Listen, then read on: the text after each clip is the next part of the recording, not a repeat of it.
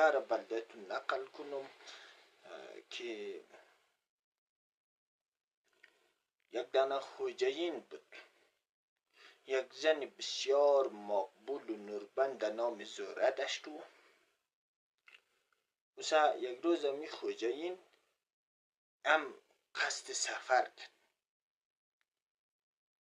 خب در جان خاتون خو کالای سفید داد، در غلام خو یک کاسه رنگ نیلی داد. گفته غلام تو باشه، اینی میخواد تو ارغیت بیرایی کرد، تو اینی ناخون خورد در غل رنگ نیلی میزنی، یک خال رنگ میکنی کالای خاتو را، تا ما پس بییم بفهمم که یی چی قصد بیرایی کرده.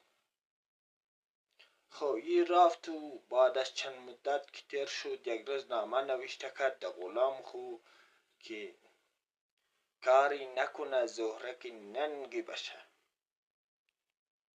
در کالای از او از نیلی رنگ بشه.